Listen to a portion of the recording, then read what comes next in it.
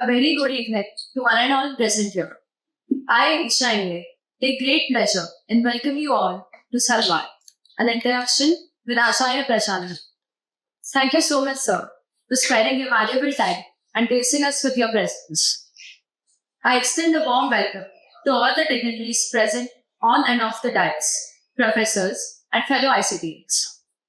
We mark every picnic with the lighting of the lamp so that we can spread the light and in it guide others too.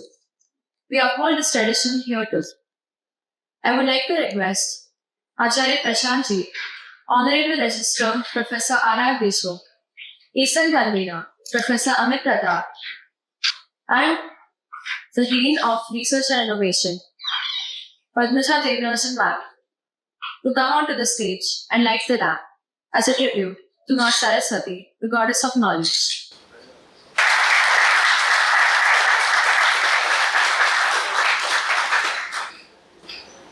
I now call upon our Honorable Registrar, Professor R.R. Deshmukh, to introduce Acharya Prashant ji. The vocation. Good evening. I can see all have been responsive. I can also see that you are very eager to hear Acharya Prashant ji. Actually, Acharya Prashant ji doesn't need any introduction. However, as a practice, I have to introduce yourself. But Acharya Prashant is an Indian Vedanta philosopher, environmentalist, and a social reformer. Acharya Prashant completed his education from IIT Delhi and IIM Ahmedabad. Acharya Prashant is an acclaimed Vedanta exegete and a national best-selling author of over 100 books. He is a powerful voice of social spiritual awakening in today's world. Today, tens of millions of people, especially the youth, get inspired daily by Acharya Prashant ji. Through his direct contact with people and through various internet-based channels, he continues to bring clarity to all. Acharya Prashant ji consistently taught in his class and received highest commendations and prizes possible to a student. Since his childhood, he has been reading books, often used to get lost in reading. He would skip meals and sleep. At the age of 10, he had read almost everything in his father's collection and was asking for more books to read. His father had extensive home library and the entire library books he had read at the age of 10. Very commendable. He is the founder of a non-profit organization named Prashant Advait Foundation, PAF. He has worked as a management professional for a few years in a variety of industries. When he was 28 years old, he started Advait Life Education out of a mystical and spiritual urge with the goal of giving people an inner clarity missing from their lives. Around the age 30, Acharya Prashant ji started speaking publicly in the form of public discourses and followed by open discussions. Sir, it's an honor to welcome you to address our institute on behalf of ICT-Mumbai. We thank you for accepting our invitation, and without taking much time, I invite Acharya Prashant ji to interact with the audience. Thank you.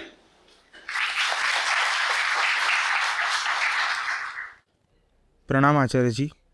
My name is Devranjan. I am third year BTech student, and as we all know, India recently celebrated its 75 years of independence, and as a citizen, I see developed countries of US, UK and those of in Europe which are better developed and better have a better income.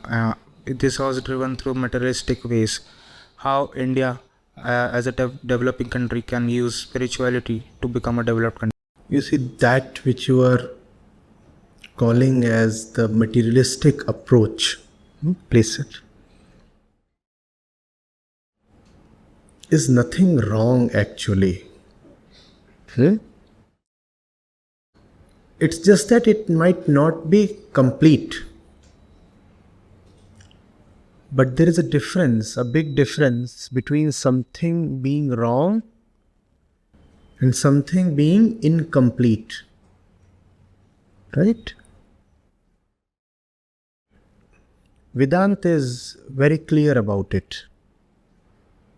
Education must necessarily consist of two components. The first component, or the lower component, is called avidya or aparavidya.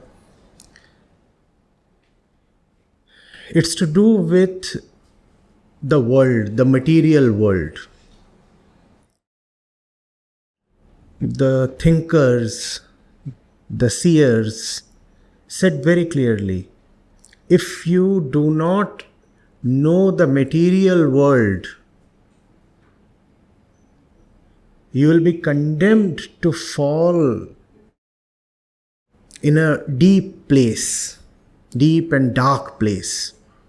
It is extremely important that you understand what this world that you experience through your senses is all about.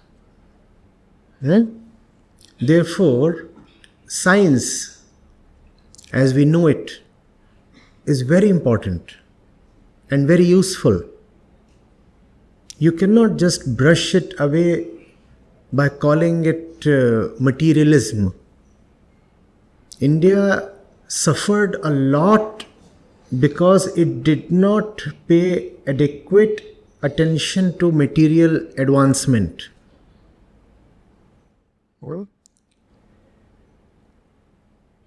And the sages say both things. On one hand, they say if you ignore material education, you will suffer. And then they say if you ignore inner education, again you will suffer. But out of these two, and this is coming from a spiritual book, therefore it becomes all the more significant. They say out of these two kind of sufferers, the one who suffers due to absence of material education and the one who is ignorant about the inner self, one who does not have inner education, who is the one who suffers more? Guess what do the Upanishads say? They say the one who does not have material education, he suffers more. You'll go to a bad place if you do not have inner education, which you usually call as spiritual education. If you do not have that, you will go to a bad place. But if you do not have worldly knowledge, you will go to a worse place. And then the Upanishads say, if you have both, then you will never be afraid, you will never be conquered. You will be such a winner that even death will not be able to terrify you. You must have both.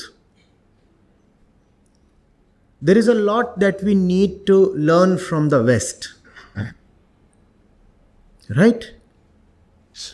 We have paid a price already in our history. When the British came here with relatively small armies, they were able to defeat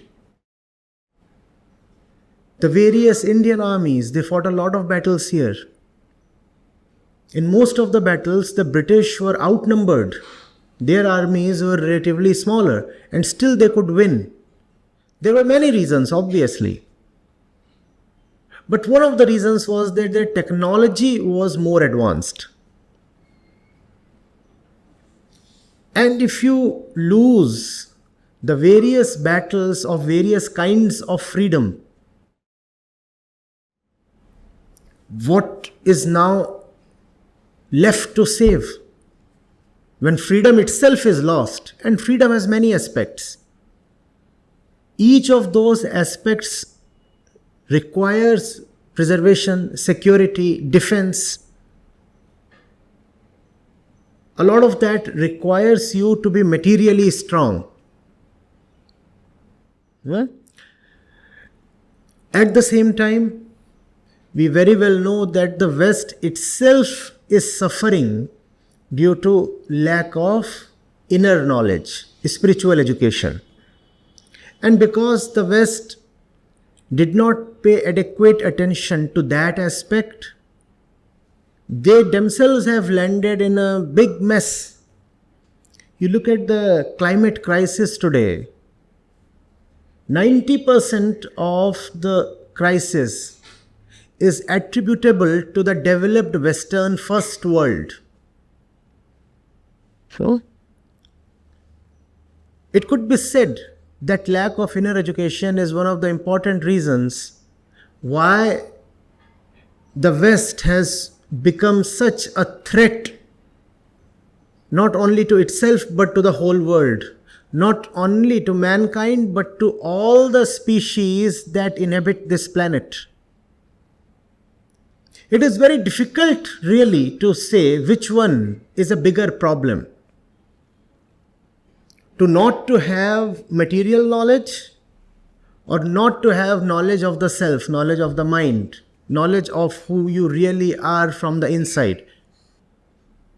If you do not have material knowledge, you will fall prey to all kinds of superstitions. If you do not have inner knowledge, you will start considering yourself as the only thing that exists and matters, and that your body and everything that arises from the body, like thoughts and emotions, will be your masters then. It will be another kind of slavery. Do you see what happens? When you do not have knowledge of the world, then somebody from the world will arise and enslave you. And if you do not have knowledge of yourself, then your own evil tendencies will enslave you. In either case, you will be condemned to be a slave. Who wants to be a slave? Nobody. And which slavery is worst? To be enslaved by somebody outside of you or to be your own slave? Both the slaveries are equally bad. Depending on the context, one could say one is worse than the other. But we do not want to choose here. We want to dismiss both these threats. Right? So our educational institutions must have both. On one hand, obviously you must have state-of-the-art teaching facilities, laboratories. Our teaching institutions should be focusing equally on research, and we should be generating papers and patents.